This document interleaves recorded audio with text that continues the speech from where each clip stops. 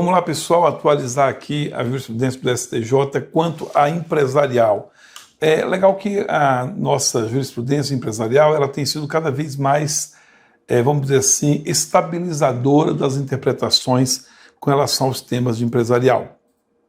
E eu trouxe aqui dos diversos temas julgados nesse primeiro semestre de 2021, aqueles que são mais importantes. A gente sempre começa com aqueles que submeteram ao procedimento, né, do recurso repetitivo. Por quê? Porque esses julgados que submetem ao repetitivo, eles trazem não só uma orientação jurisprudencial, mas uma vinculação ao que foi definido ali, né? Mesmo que aquela decisão pareça ser daquelas que no futuro podem vir a ser alteradas, ainda assim elas vinculam enquanto estão vigorando. Tá? Então a gente começa com essa aqui, é a questão que envolve recurso no processo falimentar. Né? Agora, no finalzinho do ano passado, o STJ julgou, estabeleceu o tema 1022, né, para dizer que toda decisão interlocutória, toda decisão no processo de recuperação judicial que não tenha, e de falência que não tenha previsão expressa de recurso, vai desafiar o recurso de agravo. É como se o STJ estivesse dizendo que todo o procedimento falimentar vai submeter a questão do duplo grau de jurisdição, né? Eu coloquei a natureza jurídica do processo falimentar. Então a gente está trabalhando com a ideia dessa natureza jurídica, que é um processo de execução coletiva. Eu coloquei um slide para cada slide, esse aqui, um em branco, para poder fazer anotações, mas antes disso, olha só, qual foi o tema fixado, a tese fixada? Cabe agravo de instrumento de todas as decisões interlocutórias proferidas no processo de recuperação judicial e no processo de falência, por força do artigo 1015, parágrafo único do CPC. Qual é a ideia aqui? O que nós temos que orientou essa jurisprudência? O que nós temos aqui é um processo coletivo. Portanto, vamos dizer assim, a condução do processo, ela traz, além de diversas partes, atuação do Ministério Público, atuação de interessados, atuação do Estado, nos três âmbitos, né? União, Estados e municípios. Então, o que você tem aqui é um processo coletivo de interesse difuso. Né? Nós temos aqui as partes do MP, né? E os diversos credores, que também podem querer interferir no processo. Tá? Então, nesse processo coletivo, as decisões tomadas, elas não vão ter um efeito limitado às partes, mas a toda a coletividade. Né? O efeito ele vai ser um efeito difuso. Difuso porque no fim da linha, o que eu estou afetando é a empresa. E a empresa interessa a todos, mesmo que muitas vezes no processo haja uma conformação das partes diretamente envolvidas, a conformação do Ministério Público, até dos interessados, até dos credores, até do fisco. Você tem ainda a gestão do processo a partir da conduta do administrador judicial, que é outro legitimado, que aqui, em princípio, é um técnico conduzindo o processo, em princípio também sem interesses políticos, tá? Tentando fazer valer o que a lei quer, que é a preservação da empresa. Então, todas as decisões elas vão poder ser atacadas por agravo, por meio de agravo, e sempre agravo por instrumento. Tem que levar ao tribunal, né? Assim, ó, na verdade não tem mais a condição do agravo retido, mas é aquela tradicional separação do agravo por instrumento. A condição a recurso tem que ser conhecido imediatamente pela instância superior, tá? E sem aquelas limitações de números fechados do Código de Processo Civil, anti-interesse coletivo. Tá? Então, o que se fez no caso da legislação falimentar foi, no lugar de prever o agravo somente para aqueles artigos que assim estabelece, como, por exemplo, o artigo 100 da Lei de Falência, tá? Diz que cabe agravo da decisão que decreta a falência. Aí alguém diz assim, opa, peraí, quando o legislador quis que tivesse recurso, ele falou na lei de falência. Não, independente do que diz a lei de falência, as disposições expressas quanto ao cabimento de agravo, em situações específicas, esse interesse coletivo difuso, ele vai ser protegido pela disposição do artigo 1015, parágrafo único do CPC, e você poderá ter, no caso, como eu tenho muitos interessados, né, eu vou colocar aqui um prejuízo, eu estou tentando evitar, um prejuízo irreversível. Porque às vezes não se vê um prejuízo para as partes com uma determinada decisão, mas essa decisão vai afetar credores, vai afetar o Estado, vai afetar o fisco. Por isso, a multiforme, vamos dizer assim, abordagem da falência da recuperação por todos os seus atores, são muitos atores no processo, pode gerar interesse de agir para evitar prejuízo irreversível para todos os envolvidos.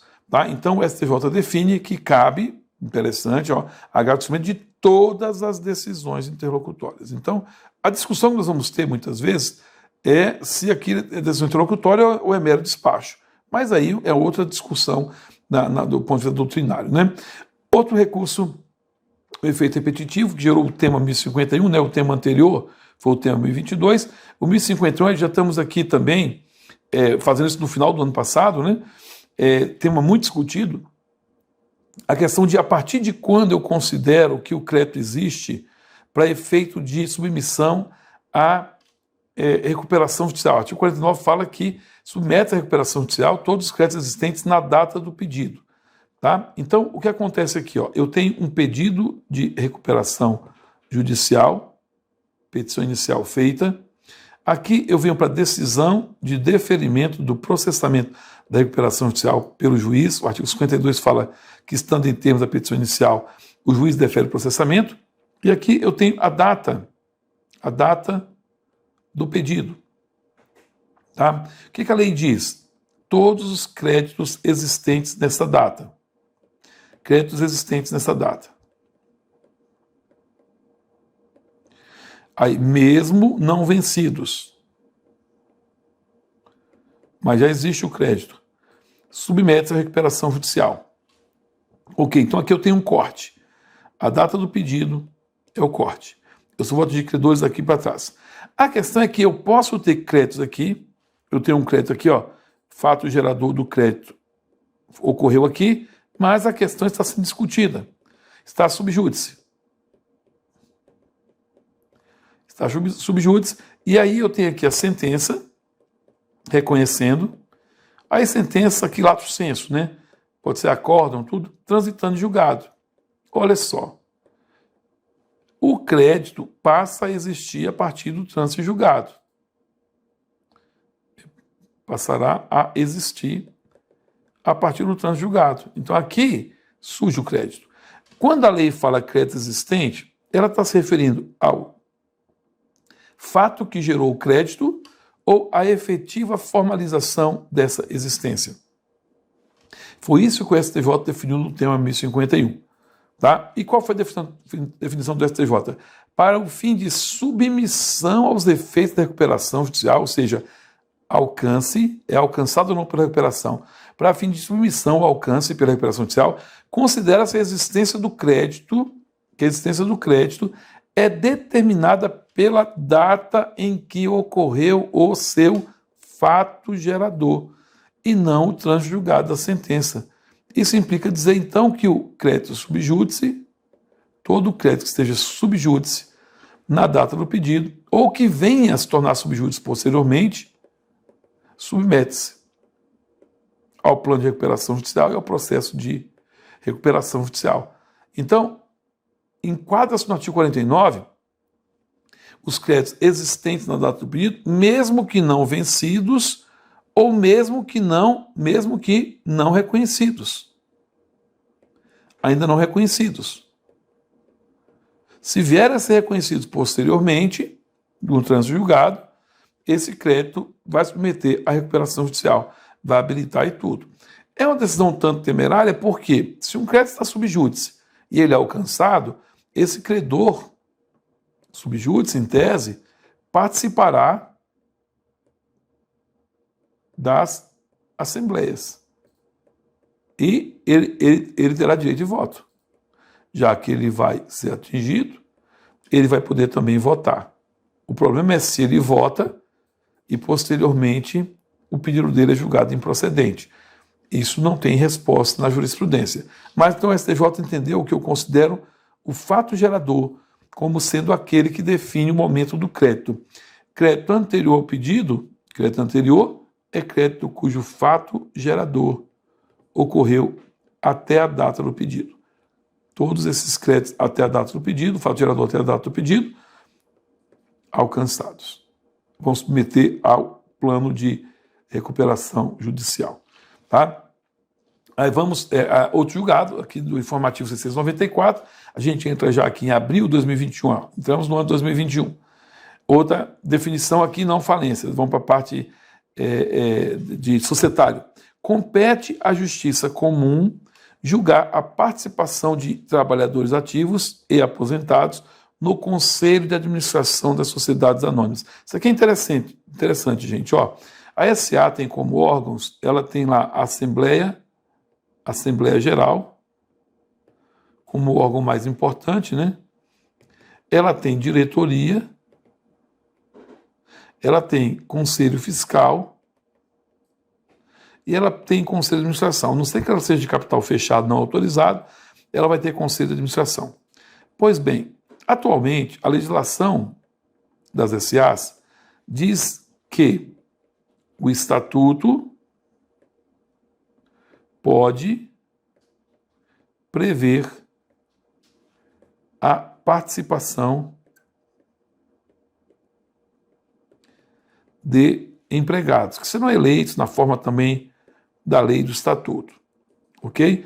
O estatuto prevê a participação, pode prever a participação de empregados, onde? No Conselho de Administração. A questão é, quando há um embate com relação ao processo de eleição, com relação a quem foi escolhido, com relação à aceitação ou não dessa pessoa indicada, onde se resolve isso? Bem, como era um trabalhador que estava aqui sendo eleito, e em razão de ser empregado, surge o embate de quem é a justiça competente para resolver questões envolvendo essa escolha. E o que disse o STJ? Compete à justiça comum julgar a participação de trabalhadores ativos ou aposentados no Conselho de Administração das Sociedades Anônimas. Gente, basta ver um detalhe, ó. Por que é justiça comum e não justiça do trabalho? Porque, tecnicamente, esse direito de participar, isso aqui, ó, não é um direito trabalhista, mas sim uma liberalidade. Uma liberalidade da SA. É uma liberalidade. Isso aqui é contratual. Isso aqui não é trabalhista. Por isso, a justiça comum é quem vai julgar, né? Vai ter a participação no processo eleitoral, participação do sindicato e tudo, sim, mas por uma questão de evitar que alguém prevaleça sobre outrem. Tá? A SA que pode mais, que é autorizar ter empregado no Conselho de Administração, pode menos, que é resolver as questões de forma contratual e na justiça comum, ok? Então, definiu-se a justiça comum para tratar dessas disputas que envolvam a participação de trabalhadores ativos ou inativos no Conselho de Administração, tá bom? Outro julgado também, agora no mês de maio de 2021, também no primeiro trimestre, uma questão envolvendo factoring, tá? Olha, a empresa fatorizada não responde pela insolvência dos créditos cedidos, sendo nulos a disposição contratual em sentido contrário e eventuais títulos de crédito emitidos com o fim de garantir a solvência dos créditos cedidos no bojo da operação de factoring. Gente, aqui nós temos que fazer uma distinção bem poderosa da operação de factoring para a operação de desconto. No desconto bancário, o sujeito que faz a operação de negociação do título vencível, ele se obriga pelo pagamento. Vamos verificar o que é isso aqui. Ó. Então, vamos imaginar aqui uma situação de sei lá, uma nota promissória, R$1.000, está aqui o EMI, que é o emitente, e está aqui o BENE, que é o beneficiário. Pois bem, o que o BENE faz? Ele faz uma operação de factoring. Quando eu tenho uma operação de factoring, remansosa jurisprudência diz que o que nós temos aqui é uma cessão de crédito para a empresa faturizadora. A faturizadora é a empresa que, vamos dizer assim, compra o título. O que ela faz? Ela antecipa, sei lá, R$950 para o BENE e ela agora é a nova credora. Ela se torna nova credora. Tá? Numa empresa, se fosse uma operação de desconto, BENE estaria endossando o título para o banco. Isso obrigaria pelo pagamento. No factoring, não. Ele está cedendo o seu crédito. Aí vem o STJ e diz, a empresa faturizada, que é essa aqui, que foi a que vendeu o título, o BENE aqui é a faturizada, quem comprou é a faturizadora, a empresa faturizada não responde pela insolvência dos créditos cedidos, ou seja, se o EMI está insolvente, ou seja, o crédito existe, mas o EMI não tem como pagar agora. O BENE não responde. Ele não responde pela insolvência do EMI. Tá? Quando é que ele responde? Se o crédito for inexistente. Se o crédito for inexistente, se é insolvente, não responde. Se é inexistente, responde. Se o EMI fala, não fui eu que assinei, não tem nada a ver com isso, é falso esse documento, nunca contratei essa obrigação. Se ele prova que a obrigação não existe, aí o BENE responde. Por quê? O cedente, ele responde pela existência.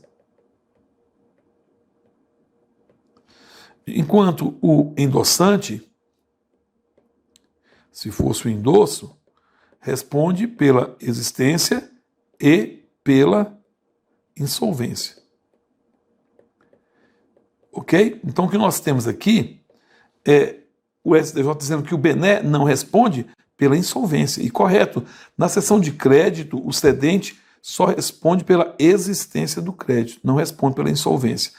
E aí diz mais, se BENE, que é a faturizada, né, obrigado a emitir nota promissória garantidora.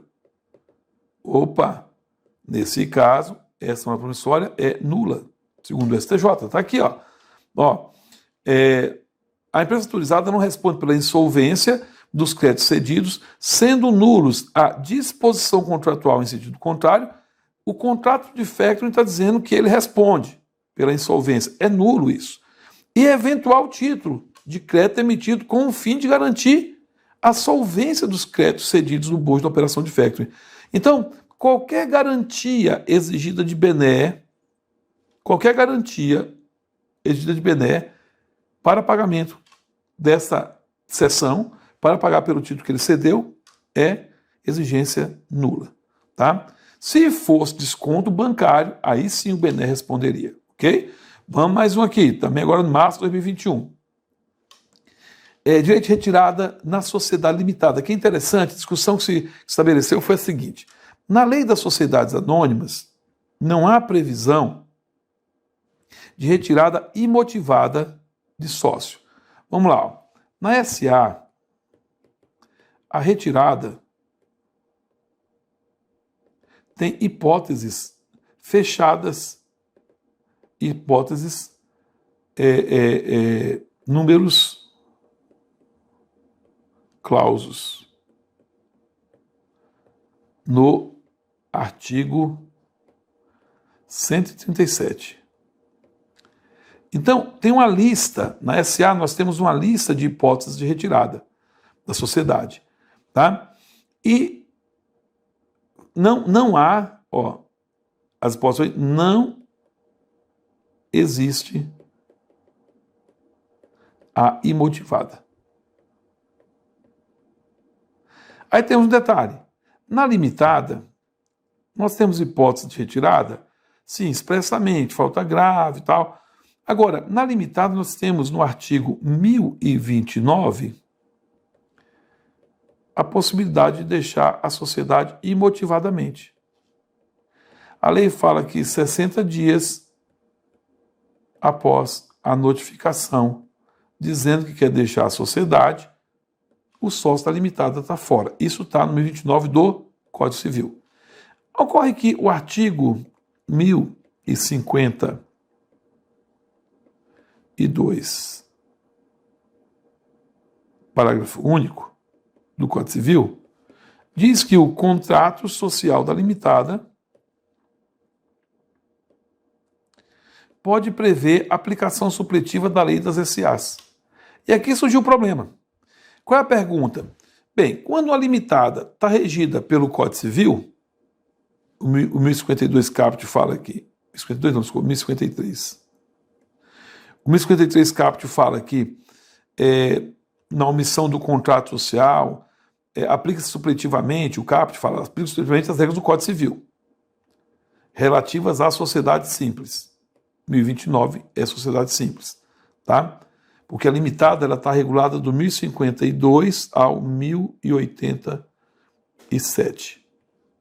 E o 1029 está na sociedade simples. Então, quando a limitada é regida pelas regras da sociedade simples, não tem dúvida que cabe a saída imotivada. Agora, e quando o contrato social da limitada manda aplicar supletivamente a lei das SAs? No caso, se o contrato social manda aplicar a lei das SAs supletivamente, lá na lei das SAs, as hipóteses de exclusão ou de saída do sócio, estão no 1037, no 137, e nesse artigo não existe nenhuma hipótese de saída imotivada. Então, a imotivada não está aqui, né? Então, olha só, como não tem imotivada aqui, a pergunta é, cabe direito de saída imotivada quando a sociedade limitada é regida pelas regras da sociedade anônima supletivamente? O SJ diz que sim. É direito do sócio retirar-se imotivadamente da sociedade limitada, regida de forma supletiva pelas normas da sociedade anônima. Isso porque na 6.404 não tem, né, saída imotivada. Agora, por que o STJ definiu aqui a unanimidade, né, que é possível essa retirada imotivada do 1029 do Código Civil, também quando nós estamos aplicando a 6.404? É simples, gente. Olha só, no 1029, quando a gente está no artigo 1029, quando a gente aplica esse artigo, a gente trata a limitada como sociedade de pessoas, onde o trânsito de sócios é exceção. A saída e entrada de sócios é exceção na sociedade de pessoas. Ainda assim, o 1029 autoriza a saída imotivada. Quando eu uso lá o artigo 137 da Lei das SAs, ou quando eu aplico a Lei das SAs à sociedade limitada, ela vai ser tratada como uma sociedade de capital, onde o trânsito de sócios é livre. Ora, se eu tenho saída imotivada, permitida, numa sociedade que é de pessoas, onde o trânsito de sócios é exceção, ou seja, a acessibilidade de cotas, saída de sócios, entrada de sócios é exceção, naquela sociedade onde a saída de sócios, movimento de sócios é a regra, a saída imotivada também está permitida. Entenderam? Então o STJ foi na linha da lógica da classificação da sociedade, inclusive quanto à importância do sócio. Se na de pessoas pode sair, na de capital, aí é que pode sair mesmo, tá? Considere aí que o sócio estará se retirando da sociedade, ou do ponto de vista da lei, ele estará fora da sociedade 60 dias depois da notificação. Inclusive, esse dia, o 60º dia depois da notificação, para apuração de haveres devido a esse sócio, será a data considerada. Depois dá uma olhadinha, se quiser, no artigo 605 do CPC, que fala qual é a data que se considera que um sócio deixou uma sociedade para efeito de apurar os seus haveres. Aí você vai verificar lá que no caso da saída motivada é o 60º dia após a notificação feita de que ele quer sair imotivadamente. Tá? Existe a saída motivada, que é o dia de recesso ou dia de tirada, que o sócio pode exercer até 30 dias depois que ele discordou da decisão. Aí eu conto da data da notificação, quando for motivada, tá? Imotivada, 60 dias depois. Outro julgado aqui, também envolvendo sociedade. Nesse semestre nós tivemos muitos julgados sobre sociedade, tá? Ainda mais no semestre que teve aí, muita saída de sócio, né? Mudança, falência, recuperação. Agora, o fato de a sociedade ter somente 2 sócios não é suficiente para afastar a proibição de o administrador aprovar suas próprias contas. Gente, olha só, a Assembleia Geral Ordinária, a Assembleia Geral Ordinária tem, dentre as suas atribuições,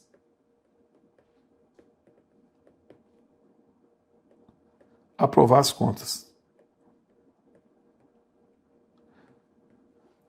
A Assembleia Geral Ordinária, ela tem que reunir todo ano no primeiro quadrimestre. Essa é a regra da lei das SAs. Todo ano no primeiro quadrimestre, a Assembleia Geral Ordinária da SA tem que se reunir para votar matérias que estão elencadas lá no artigo 132. Aí, das matérias que são atribuições da Assembleia Geral Ordinária, está a aprovação das contas. Aí a questão é, e se eu tenho só 2 sócios, só 2 acionistas? Acionista A, vamos imaginar aqui com 70% das ações, e que também é o sócio administrador. É o administrador da sociedade. E o outro sócio aqui com 30%, que é um minoritário que não administra. A questão era essa, olha só, se só são 2 sócios, e um deles tem 70% das ações da majoritário, não precisa aprovar as contas na Assembleia não, porque vai marcar a Assembleia e vai votar favorável. Ok. O STJ disse, não, o fato de ter somente 2 sócios, e normalmente um ser majoritário, né, não é suficiente para afastar a proibição do administrador aprovar suas próprias contas. O administrador, apesar de ter 70%, ele não se confunde com a SA. A SA aqui, se eu tenho o sócio A e o sócio B, a SA vai ser no mínimo C. As contas dela têm que ser aprovadas pelos sócios A e B votando na Assembleia. Inclusive, para dar ao minoritário o direito de discordar. Tá? Isso aqui embasar eventual prestação de contas. Isso aqui também pode embasar, por exemplo, quando ele não aprova as contas, e ele diz qual é o motivo disso, além dele poder pedir prestação de contas no futuro, ele pode também isentar-se de responsabilidade pela indevida aprovação das contas. Então, ele se isenta quando ele vota contra. Então, tem que ter assembleia. É isso que está dizendo aqui, né? Aí nós colocamos sociedade anônima fechada, aprovação das contas, sócio administrador, impossibilidade. Na fechada, inclusive na fechada, não é possível fazer isso. Os 2 sócios conhecidos. Quando eu tenho a aberta, eu vou para a Assembleia Geral Ordinária, tem que aprovar na Assembleia. Quando é fechada, mesmo que eu não tenha como rejeitar as contas, porque o sócio administrador é majoritário, ainda assim eu tenho que fazer a reunião para isso. Tá bom? Outro detalhe aqui, remuneração de administrador judicial. Esse é um tema terrível. E deixa eu dizer para vocês o seguinte, na prática, a gente encontra o STJ toda vez que aparecer essa matéria, remuneração do administrador judicial. A tendência do STJ é de reduzir o valor dos honorários do administrador judicial. O que está acontecendo aqui, gente? Um administrador judicial, ele vai ser remunerado pelo seu trabalho. A lei coloca lá 3 critérios para definir a remuneração do administrador judicial, né? A complexidade da causa, o preço de mercado, as forças da massa. Tá? Mas criou um critério que é o seguinte, na falência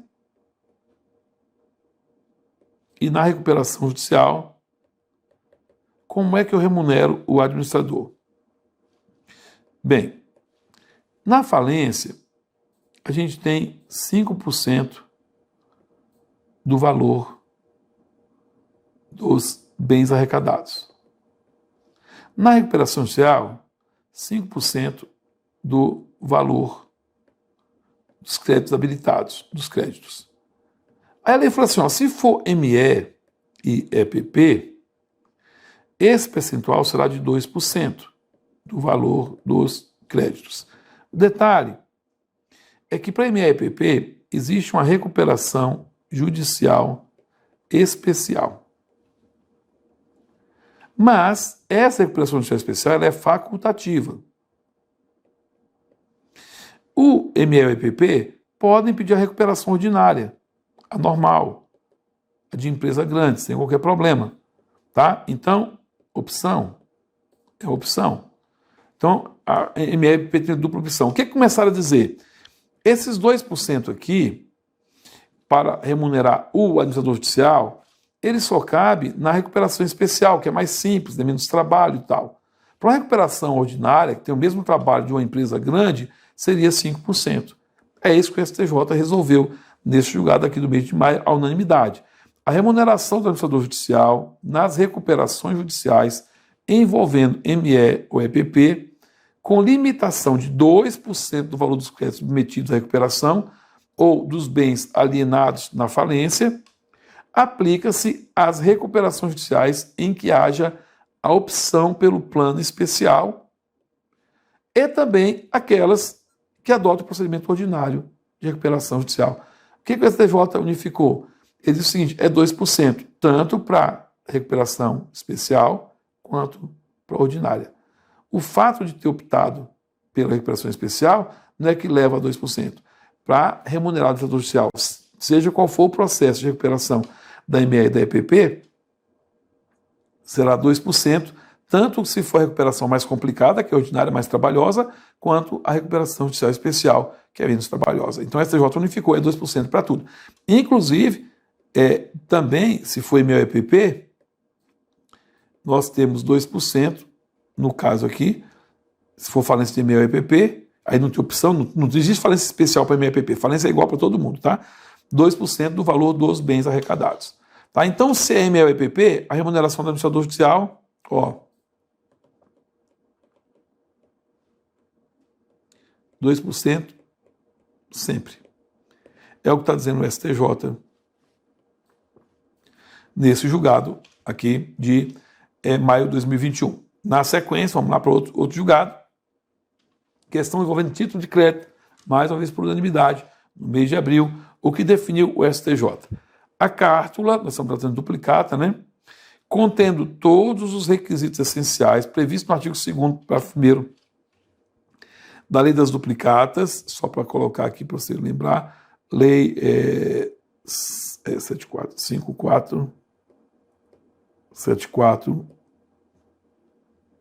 1968. Então, a cártula que contém os requisitos essenciais, previstos no artigo, tem validade e eficácia de duplicata, mesmo que não siga rigorosamente as medidas do modelo estabelecido na resolução Bacen 102/68 e tenha também a descrição da mercadoria objeto da compra e venda e uma fatura da mercadoria objeto da negociação. O que está dizendo aqui o STJ? Está lembrando uma coisa, olha, os títulos de crédito no Brasil são formais, mas não tem, vou colocar o acento agudo aqui, tá, para ficar bem, mas não tem forma. Como assim? Não se exige um formulário padrão. Tipo assim, nota promissória tem que ser aquela amarelinha. Não se exige um formulário padrão, mas sim a presença dos requisitos legais.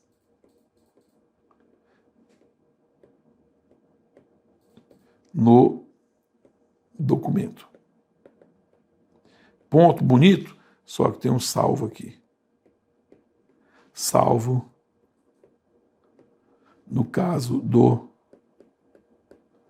cheque. Cheque, sim.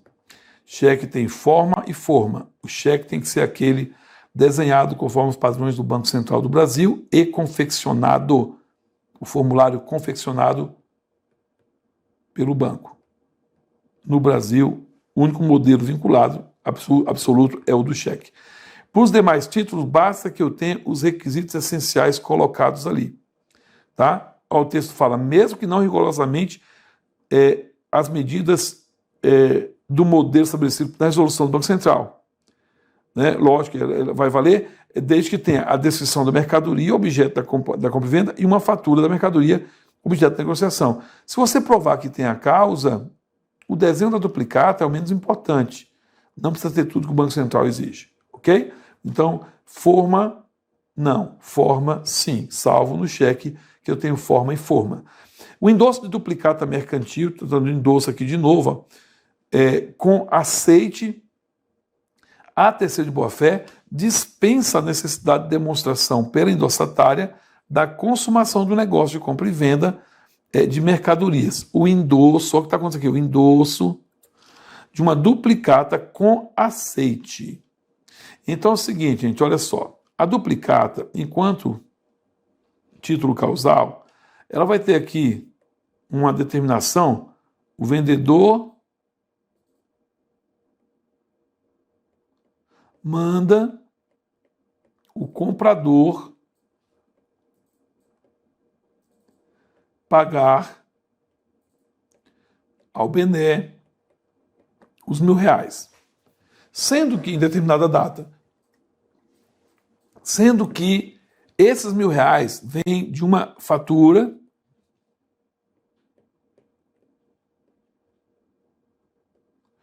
de compra e venda da mercadoria que está descrita aqui, que vale R$1.000. Então, essa fatura é a causa da emissão da duplicata. Se o comprador recebeu a mercadoria e assinou aqui recebendo, ele deu um aceite na duplicata, um aceite que a gente chama de aceite presumido. A lei fala aceite obrigatório, mas um aceite presumido. Então, se ele recebeu a mercadoria, ele está se comprometendo a pagar aqui o valor da duplicata. Agora, o que está acontecendo aqui? O Bené está endossando para um terceiro. E o vendedor escreveu aqui, ó, aceito, e assinou.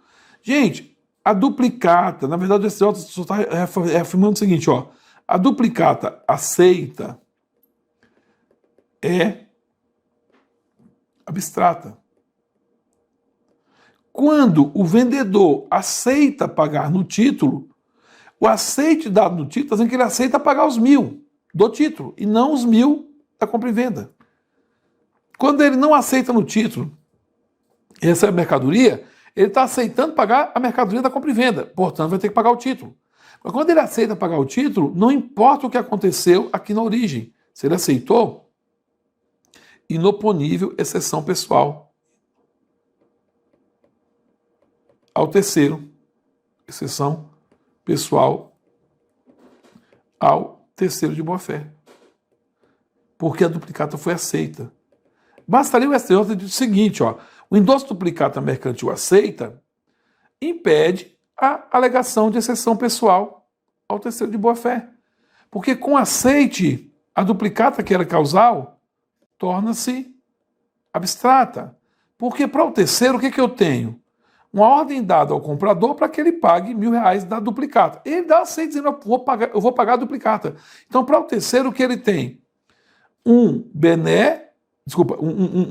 vendedor, um comprador que aceitou pagar R$1.000 pela duplicata e não pela mercadoria.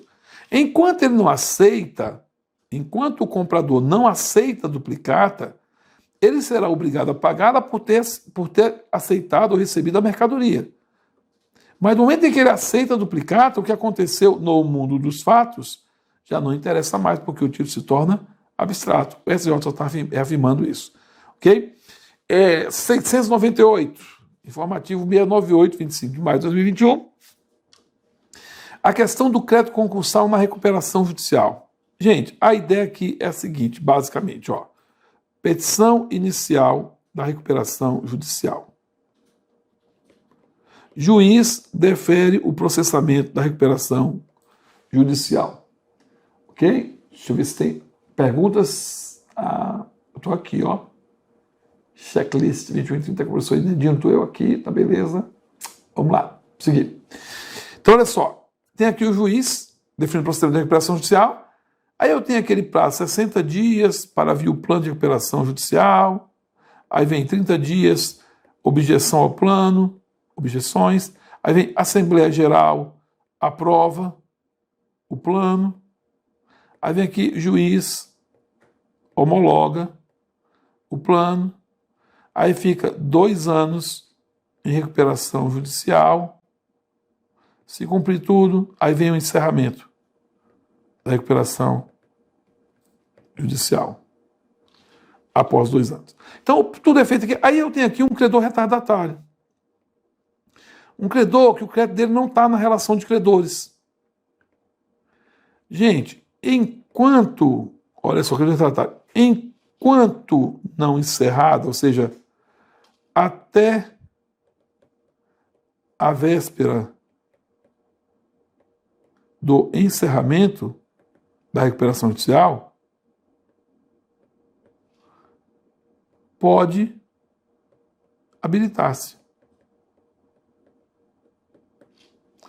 Se não habilitar-se, poderá promover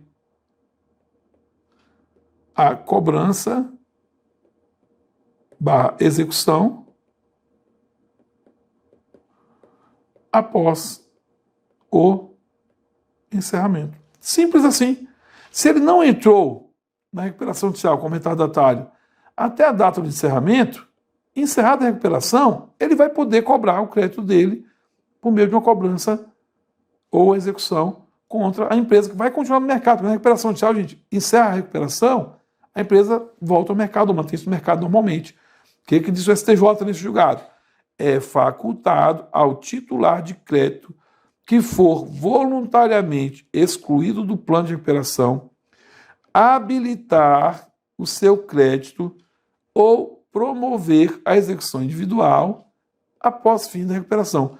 Ou habilitar como habilitação retardatária, ele pode habilitar de forma retardatária até a data anterior ao encerramento, ele pode fazer isso, habilitar de forma retardatária, ou finda a recuperação judicial, ele promove a execução individual ou uma ação de cobrança individual contra o devedor, nada impede. Então, o fato de não ter recebido na recuperação não exclui ele de receber o seu crédito depois de encerrada a recuperação judicial por meio de uma ação de cobrança ou execução.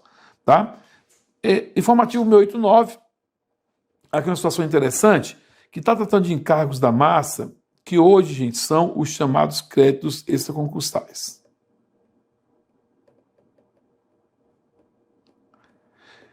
Os créditos extraconcursais típicos ou estrito sensu são aqueles que surgem depois da decretação da falência. A melhor maneira de representar uma falência, as suas fases, é com a cruz, né?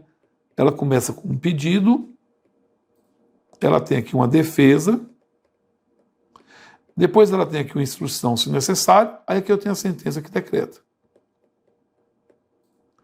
Falido é só daqui para frente. Com a sentença de decreto, eu começo o processo de execução coletiva. Finalidade, pegar todos os bens do devedor, pegar todos os credores, pagar todas as dívidas, tá? Então, todos os credores cujo fato gerador surgiu antes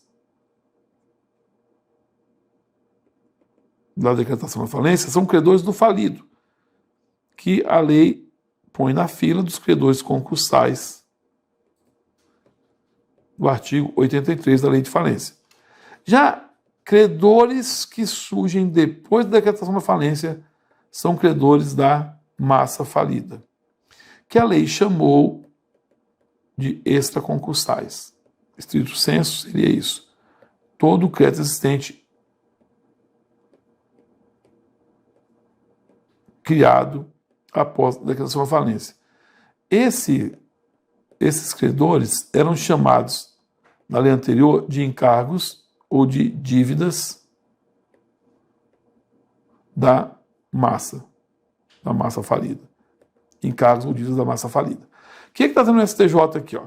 Os encargos da massa são preferenciais e não dependem de habilitação para serem satisfeitos. Por que, gente, não depende? O que é a habilitação de crédito? A habilitação de crédito é um processo que, prova ao administrador judicial a existência do crédito. Basicamente é isso. Quem se habilita está provando que tem crédito. Gente, todos os credores da massa surgem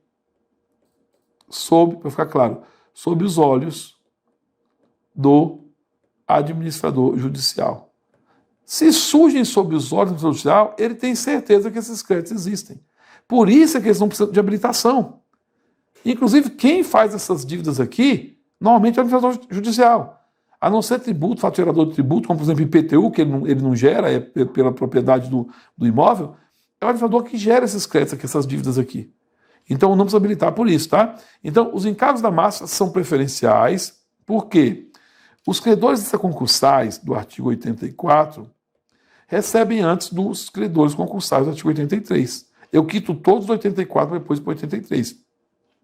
Por isso que eles são preferenciais. Tá aí. Tá? São preferenciais e não depende de habilitação para serem satisfeitos, observadas as ressalvas legais do artigo 124, que aqui está tratando, gente, ainda de falência, que está tramitando com base no decreto 7661, tá? Porque a lei diz que toda falência decretada antes de junho de 2005, que é quando entrou em vigor a lei de falência, vai ser regida até o final pelo decreto-lei 7661 de 45. O SJ está dizendo que o encargo da massa é preferencial e não precisa se habilitar. Por óbvio, porque deu motivo aqui. Tá? E, por fim, deixa eu ver se é isso mesmo. Tá? Por fim, temos aqui uma ação envolvendo marca, direito marcário. Ação de nulidade de registro de marca. Tá? O que acontece quando alguém está aqui? Vamos lá, vamos dizer assim, titular prejudicado por um registro indevido de marca. Esse titular entra com ação de cancelamento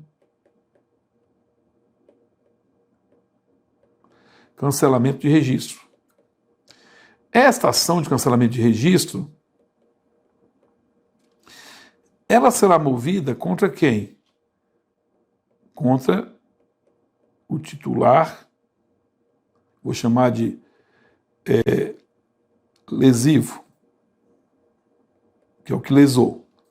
Só que quem permitiu essa lesão foi o INPI. Se o registro é realmente indevido e tem que ser cancelado, não foi só o titular lesivo que provocou essa lesão. Tá? Ele só pode fazer isso por quê? Porque o INPI, Instituto Nacional da Propriedade Industrial, não respeitou as normas que garantem a exclusividade. O princípio da novidade. Né? Então o INPI acabou acatando o registro. Se o juiz julgar procedente o pedido, vai mandar o INPI cancelá-lo. Então o INPI tem que vir para o polo passivo da demanda. O que eu estou discutindo aqui não é o dano moral, o dano material contra o titular lesivo. Eu estou querendo o cancelamento. Olha o que o STJ disse. Em ação de nulidade de registro de marca, a natureza da participação processual do INPI, quando não figurar como autor ou corréu, é de intervenção sui generis ou atípica, obrigatória, na condição de assistente especial. Tá bom? Quando a ação não for movida diretamente contra o INPI, vai ser réu, porque ele vai ter que indenizar por um furo que ele deu. Mas o que eu tenho, na verdade, é um titular querendo cancelar o registro em razão de um titular prejudicado contra o titular lesivo, o INPI vem para cá e ele vem na condição de assistente especial. Tá? O INPI pode mover uma ação para cancelar o registro? Pode também, ele pode estar no polo ativo. Agora, quando no polo passivo, não sendo ele o réu, ele vai ter que participar obrigatoriamente, porque ele é quem vai fazer o cancelamento. A ação é movida contra o titular lesivo e o INPI vai ter que fazer o cancelamento. Ele vem aqui como o julgado chamou de assistente especial com uma intervenção sui generis, ok? Ou atípica, porque foi ele quem propiciou o ato lesivo ao realizar o registro. Então, gente, com isso aqui, nós demos uma geral aí nos principais julgados que vieram nos informativos do STJ com jurisprudência atualizada. No segundo semestre, vamos ter já a influência na jurisprudência das alterações feitas pela Lei 14.112, na Lei 11.101, que é a Lei de Falência. Aí vamos ter mais julgados ainda. O STJ deu até um tempo nos julgados de falência, que sempre era o maior volume, diminuiu um pouquinho mais porque teve mudança da lei o ano passado, e isso vai influenciar na jurisprudência do futuro. Nos encontraremos em breve para uma nova rodada de atualizações jurisprudenciais. Espero que tenham compreendido. Boa noite, sucesso a todos.